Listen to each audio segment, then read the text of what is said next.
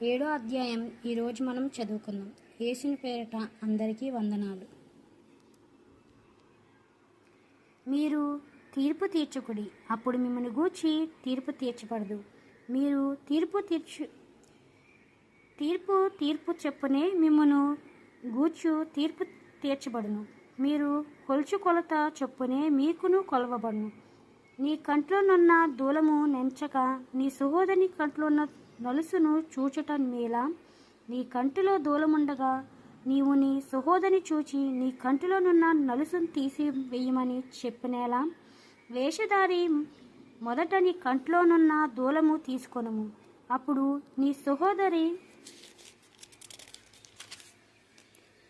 సహోదరుని కంట్లోనున్న నలుసు తీసివేయుటకు నీకు తేటగా ఉండును. పరిశుద్ధమైనది కుక్కలకు పెట్టకుడి. నీ ముత్యములను పందుల ఎదుట వేయకుడి.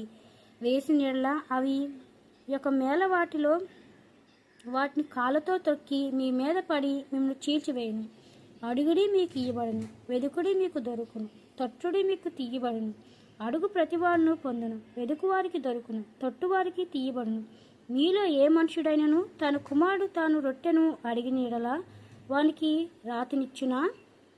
చేపను అడిగిన యెడల పామునిచ్చునా? మీరు చెడ్డవారై ఉండి పిల్లలకు మంచి ఇవ్వాలనియు నెరిగి ఉండగా పరలోకమందున మీ తండ్రి తాను అడుగువారి అంతటి కంటే ఎంతో నిశ్చయముగా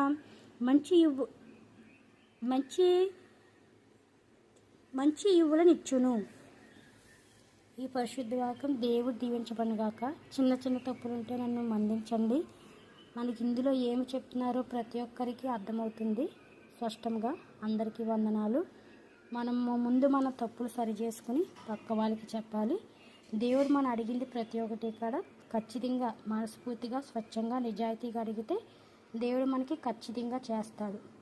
ఇదందరం మనం తెలుసుకోవాలి. విన్న ప్రతి ఒక్కరు కూడా అందరికీ షేర్ చేయండి. ముఖ్యంగా చదువు రాని వాళ్ళకి షేర్ చేయండి. అందరికీ వందనాలు. ఆమేన్.